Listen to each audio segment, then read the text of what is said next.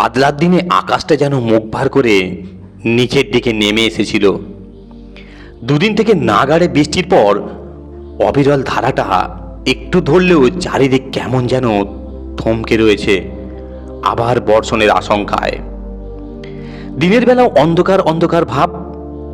আজ অলি আর তুলি স্কুল হয়নি, রেনিডে হয়ে গেছে। স্কুলের জামা জলে ভিজে সপসপে, জুতের অবস্থাও সেই রকম। বাড়ি ফিরে এসে গরম গরম খিচুড়ি আর বেগুনি খাওয়ার পর ওরা দুজনেই মাকে ধরে বসেছে একটা গল্প বলতেই হবে। আর যেমন তেমন গল্প নয়, আজকের এই বাদলার দিনে একটা ভূতের গল্প শুনতে চায় ওরা, যা শুনলে দিনের আলোতেও গা ছমছম করবে। মা সারাদিনের খাটাখাটুনির পর ভাবছিলেন একটু ঘুমিয়ে নেবেন, কিন্তু অলি তুলি সে কথা কি শুনবে? তার উপর মজাটা হয়েছে দুদিন ধরেই দুই মাসের দুই মেয়ে তিতলি আর চিকুলিও তাদের বাড়িতে বেড়াতে এসেছে। বৃষ্টির জন্য আটকা পড়ে গেছে। অলি তুলিরাও তাদের দুদিন ধরে বাড়ি ফিরে যেতে দেয়নি। ওরা যখন অলি আর তুলির সঙ্গে গলা মিলিয়ে আবদার ধরল, ও মাসিমণি ভূতের গল্প বলো, সত্যিকারের ভূতের গল্প, তখন আর মা না বলেন কি করে। মা বলতে শুরু করলেন, আচ্ছা আমি একটা ভূতের গল্প বলছি, যেটা শুনেছি তোদের দিদার কাছে। এটা দিদার ছেলেবেলার গল্প। তোরা তো আমার কাছে শুনেছিস আগেই তোদের দিদা ছেলেবেলায় থাকতেন বেরেলিতে। সেখানেই থাকতেন তার বাবা মা। বাবা মায়ের আদরে খুব আনন্দে কেটে যেত তার দিনগুলো। তার দাদু ছিলেন সেখানকার এক বিরাট দেশলাই কারখানার জেনারেল ম্যানেজার। বিশাল বাগানওয়ালা বাড়ি, অনেক কাজের লোকজন, এমনকি তখনকার দিনে দাদুর একটা মোটর গাড়িও ছিল। মা বললেন, আমার দাদুর ভাবনা হলো তোদের দিদার পড়াশোনা নিয়ে। বেরেলিতে স্কুল থাকলেও সেখানে তো বাংলা শেখাবেন না, একথা আমার দাদু দিদিমা চিন্তাও করতে পারতেন না। দাদু তো সুদূর বেরেলিতে থেকেও ডাকযোগে বঙ্কিমচন্দ্র, রমেশচন্দ্র দত্ত, রবীন্দ্রনাথ, শরৎচন্দ্রের বই আনতেন কলকাতা থেকে। দিদিমাও সেই সব বই পড়তে খুব ভালোবাসতেন। দাদু বিকেলে অফিস থেকে ফিরে এসে সন্ধেবেলা দুজনে একসঙ্গে বসে পড়তেন বাংলা বই। কাজেই তোদের দিদা একটু বড় হতেই তারা ঠিক করলেন তাকে এলাহাবাদের স্কুলে ভর্তি করে দেবেন। সেখানে বাংলার চর্চা আছে। বকুলবাসিনী বালিকা বিদ্যালয় তো ছিল খুবই নামকরা। যেসব জায়গায় বাংলা পড়ার ব্যবস্থা নেই সেসব জায়গায় মেয়েদের অভিভাবকরা বকুলবাসিনীর হোস্টেলে পাঠিয়ে দিতেন পড়াশোনার জন্য। হোস্টেলের ব্যবস্থা ভালো ছিল, পড়ালেখাও ভালো হতো, সেই সঙ্গে মেয়েরা বাংলাও শিখত।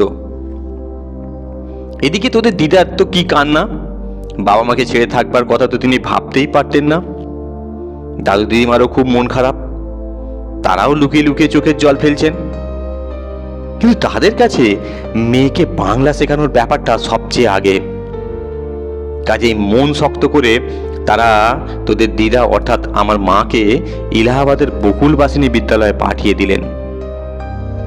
সেখানে মা থাকতে লাগলেন হোস্টেলের মেয়েদের সঙ্গে। হোস্টেলটা ঠিক অন্য 5টা হোস্টেলের মতো ছিল না, সব মিলিয়ে ছিল একটা ঘরোয়া ভাব। ছিল নানা বয়সের মেয়েরা, কেউ এসেছে জব্বলপুর থেকে, কেউ বা মিরাট থেকে, কেউ বা গোয়ালিয়র থেকে।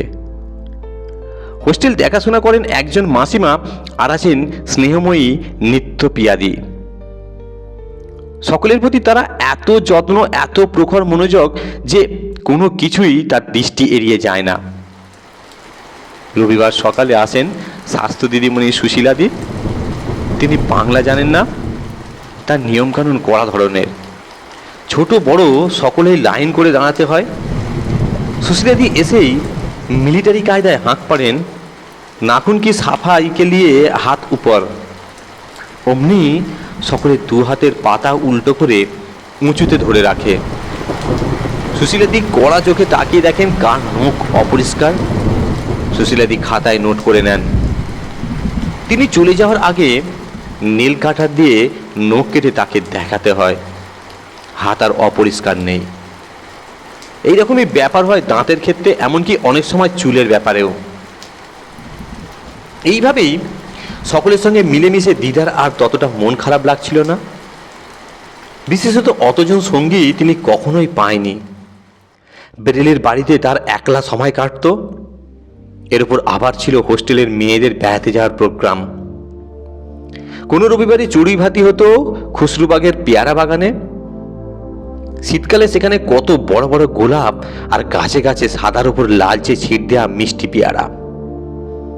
বাগান রক্ষককে বড় দিদিমণি পৃথাদি বলেই রাখতেন, মেয়েরা ইচ্ছে মতো পেয়ারা পেড়ে খাবে গাছ থেকে, পরে হিসেব করে দাম দেয়া হবে।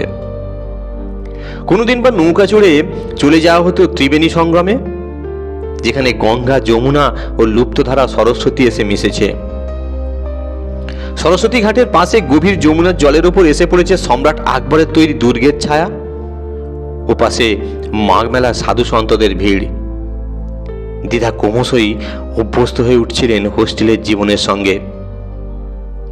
সবচেয়ে আনন্দ হতো বড় দিদিমণি পৃথাদি যখন প্রত্যেকের জন্মদিন ঠিকঠাক মনে রেখে জন্মদিনের কার্ড ও ছোট ছোট উপহার পাঠাতেন। পৃথাদি থাকতেন হোস্টেলের কম্পাউন্ডারের পাশের একটি খুব পুরনো আমলের বাড়িতে। স্কুলটা তার বাবা প্রতিষ্ঠা করেছিলেন এবং পৃথাদির যত্নে স্কুলটার এত নাম ডাক হয়েছিল। গরমের ছুটি হতো দীর্ঘ 2 মাসের। মেয়েরা যে যার বাড়ি চলে যেত। দিদিও বাড়ি গিয়ে 2 মাস ধরে দুপুরবেলা খসখসের পর্দা ঘেরা ঠান্ডা ঘরে শুয়ে গল্পের বই পড়ে এবং রাত্রিরে বাড়ির লনে চাঁদের আলোয় 4 পায়ে পাতা বিছানায় শুয়ে আর তরমুজের শরবত ও কুলফি মালাই খেয়ে আরাম করতেন। তারপর জুলাই মাসে আবার ইলাহাবাদের বকুল বাসিনীর হোস্টেলে। গোলমালটা বাঁধল ঠিক তখনই। সাধারণত এই সময়ে এত বৃষ্টি পড়ে না, কিন্তু বৃষ্টি চলল দিন রাতে নাগাড়ে 7 দিন। হোস্টেলটা ছিল একটা একতলা বাড়ি। ছাদ থেকে চুঁয়ে চুঁয়ে জল পড়ে দিদাদের বিছানা ভিজে যেতে লাগলো। আলকাতরা, পিচের চট, সিমেন্টের প্রলেপ সবই ধুয়ে যেতে লাগলো বৃষ্টির তোড়ে। তখন উপায় বের করলেন পৃথাদি।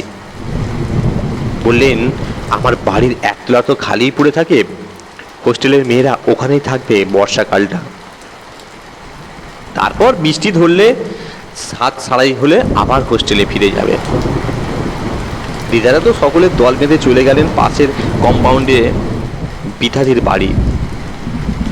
পুরনো আমলের বাড়ি, সামনে গাড়ি বারান্দা, চারপাশের কম্পাউন্ড ঘিরে পাঁচিল। দিনের বেলাটা তো স্কুলেই কেটে যেত। বিকেলবেলা সবাই এসে জড়ো হতো পৃথাদির বাড়ির একতলার বিরাট বড় হল ঘরে। সেখানে সারি সারি খাট পাতা, মেয়েরা সেই ঘরেই শোয়।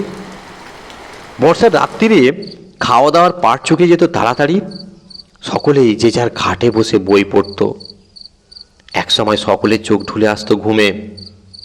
কেউ আগে, কেউ বা একটু পরে ঘুমিয়ে পড়ত। মাসিমা এসে আলো নিভে দিয়ে যেতেন। প্রথম 2-1 রাত দিদার ঘুমের কোনো ব্যাঘাত হয়নি। তৃতীয় দিনে একটা কুকুরের একটানা ঘেউ ঘেউ ডাকে ঘুম ভেঙে গেল। পাশের খাটে দীপালিরও ঘুম ভেঙেছে বোঝা গেল। ঘুম ভেঙেছে রূপারও। দিদা শুনলেন দীপালি আর রূপা বলা বলি করছে। রোজ রাত্রিরে কুকুরের ডাক শুনে ঘুম ভেঙে যাচ্ছে। মনে হচ্ছে যেন ঠিক ঘরের বাইরেই ডাকছে। দিনের বেলায় তো কোনো কুকুর দেখি না এখানে। পিতাদির তো কোনো পোষা কুকুর নেই। দিদার যেন কেমন একটা অস্বস্তি হতে লাগলো। এমন সময় জানলার পাশের খাটে শুয়ে থাকা বাণী হঠাৎই হাওমাও করে চেঁচিয়ে উঠল। কে যেন তার বুকের উপর চেপে বসেছে, উঠছে না কিছুতেই। দীপালি সকলের চেয়ে একটু বড়, তাড়াতাড়ি সুইচ টিপে আলো জ্বালিয়ে দিল। কেউ বলল হজম হয়নি তাই বুক চাপা হয়েছে। কেউ বলল সর্দিতে নাক বন্ধ হয়ে শ্বাস আটকে যাচ্ছে। বাণী কিন্তু আর জানালার ধারের খাটে শুতে রাজি হলো না। দীপালির খাটে এসে দীপালির হাত জড়িয়ে ধরে তবেই ঘুমোলো। দিদার তো আর সারা রাত অস্বস্তিতে ঘুমিয়ে এলো না, শুধু এপাশ আর ওপাশ করলেন। পরের রাত্রিরে মেয়েরা যে যার খাটে শুয়েছিল। সকলেই যেন উৎকণ্ঠ হয়ে আছে কুকুরের ডাক শুনবার অপেক্ষায়। এর মধ্যে মিনতির আবার একটু টয়লেট হওয়ার প্রয়োজন ছিল। টয়লেট থেকেই ও তীব্র চিৎকার শোনা গেল। দীপালি, রূপা আর অন্য মেয়েরাও ছুটে গেল সেদিকে। জানালা দিয়ে অস্পষ্ট তারার আলোয় যেন দেখা গেল একটা লাল শাড়ি পরা মেয়ে, মাথায় ঝাঁকড়া ঝাঁকড়া চুল, হাতে চেন বাঁধা একটা কুকুর মিশে যাচ্ছে অন্ধকার গভীরে। কুকুরের অস্পষ্ট ডাক শোনা যাচ্ছে, ঘেউ ঘেউ। মিনতি হাঁপাতে হাঁপাতে বলল, ওই মেয়েটা। তার চোখ দুটো অন্ধকারে ধকধক করে জ্বলছে, যেন কুকুর নিয়ে তার বুক চেপে ধরে বসতে চাইছিল। এই কথা কটা বলে মিনতি যেন আর সোজা হয়ে দাঁড়াতে পারছিল না, কাঁপছিল ভয়ে। গোলমাল শুনে পৃথাদি দোতলা থেকে নেমে এলেন। সব শুনে কিন্তু মেয়েদের ভীরু বলে উপহাস করলেন না, বরং বললেন, সব ঠিক তো মিলে যাচ্ছে। তোমরা যে বর্ণনা দিচ্ছ তা আমার বোন বকুলের সঙ্গে মিলে যাচ্ছে। তার নামেই হয়েছে আমাদের এই বকুলবাসিনী বালিকা বিদ্যালয়। তার পোষা কুকুরের নাম ছিল পপি। লাল শাড়ি ছিল বকুলের খুব প্রিয়। রোজ বিকেল থেকে সন্ধে অবধি সে লাল শাড়ি পরে ঝাঁকড়া ঝাঁকড়া চুল খুলে ঘুরে বেড়াতো পপিকে নিয়ে। সেই পপি একদিন পাগল হয়ে কামড় দিল বকুলকে। বকুলের মৃত্যু হলো জলাতঙ্কে। পপিকে গুলি করে মেরে ফেলা হলো। আমার বাবা তার নামে গড়ে তুলেছিলেন এই বকুলবাসিনী বালিকা বিদ্যালয়। আমি তাকে আর কোনো দিনও দেখিনি, কিন্তু অনুভব করি সে যেন আছে কাছে কাছেই। পৃথাদির কথায় সকলেই আরো ভয় পেয়ে গেল।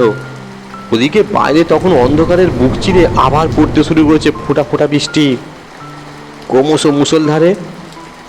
পৃথাদি সকলকে সাহস দিয়ে বললেন, কোনো ভয় নেই, ঘরের আর টয়লেটের আলো জ্বালা থাকুক, আজ আমি তোমাদের সঙ্গেই থাকবো সারা রাত্রি। চলো লুডো আর ক্যারাম খেলা যাক, যাদের ঘুম পাবে ঘুমিয়ে পড়বে, আমি জেগে আছি। পৃথাদির দেওয়া এই সাহসে মেয়েরা ক্যারাম, লুডো এইসব খেলতে খেলতে একসময় ঘুমিয়ে পড়ল।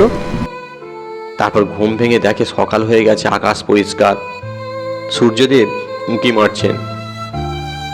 গতকাল রাত্রিরে অন্ধকারের আর ভয়ের কোনো চিহ্ন নেই কোথাও। পৃথাদি কিন্তু আর কোনো ঝুঁকি নেননি। পরের দিন থেকে হোস্টেলের মেয়েদের থাকবার ব্যবস্থা করা হয় স্কুলের নতুন বাড়িতে। তারপর বর্ষার পর ছাদ সারাই হওয়ার পর পুরনো হোস্টেলে ফিরে যাওয়া, সে তো আর এক কাহিনী। এতক্ষণ একটানা গল্প বলার পর মা এবারে থামলেন। বাইরে আবার যেন একটা ঘোর লাগা কাজল কাজল ভাব। তুলি, অলি, তিতলি, চিকলি সকলেই গা ঘেঁষাঘেঁষি করে বসেছিল আর মন দিয়ে গল্প শুনছিল। তিতলি হঠাৎ একটু ভয়ে ভয়ে জিজ্ঞেস করলো, ওমাসেমণি, এখানে কোনো কুকুর নেই তো? ওই যে ঘেউ ঘেউ করে একটা ডাক শুনতে পাচ্ছি। মা বললেন, ও তো রাস্তার কুকুর, পোষা কুকুর নয়। ওর নাম পপি নয়, ওর নাম ভম্বল। ওকে আমরা বাসি রুটি খেতে দিই, খিদে পেয়েছে তাই ডাকছে। ধন্যবাদ। গল্পটি শোনার জন্য তোমাদেরকে অসংখ্য ধন্যবাদ।